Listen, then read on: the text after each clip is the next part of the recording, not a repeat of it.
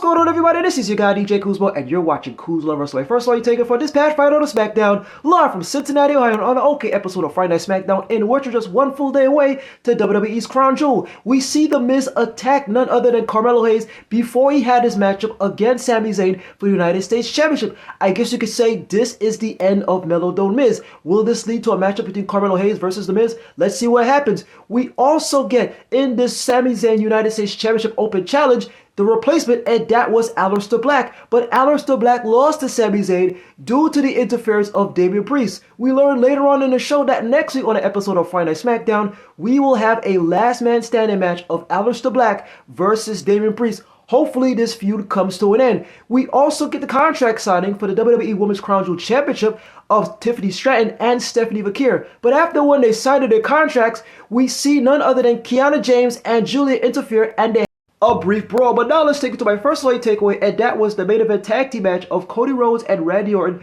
versus the Vision of Bronson Reed and Bron Breakker. This match lasted 15 minutes and 16 seconds. But as we fast forward to the course of this match, after when we saw Randy Orton deliver a superplex to Bronson Reed, he goes for the cover, but Bron Breakker interferes and chops the count at 2. Then we see Bron Breakker and Cody Rhodes have a brawl at ringside, and then all of a sudden, here's this freakish thing that just happened as Bron Breakker jumps from the top of the ringside apron all the way to the barricade and smashes into Cody Rhodes.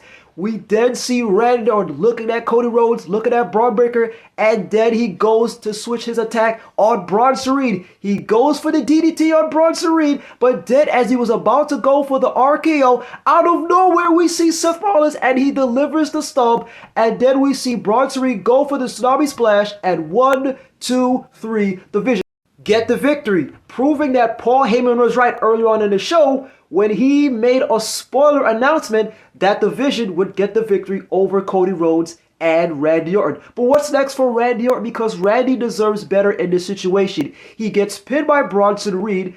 He has not been in any kind of serious feud lately, and now there's a possibility that Randy might turn heel. We've been waiting for that moment for the longest while.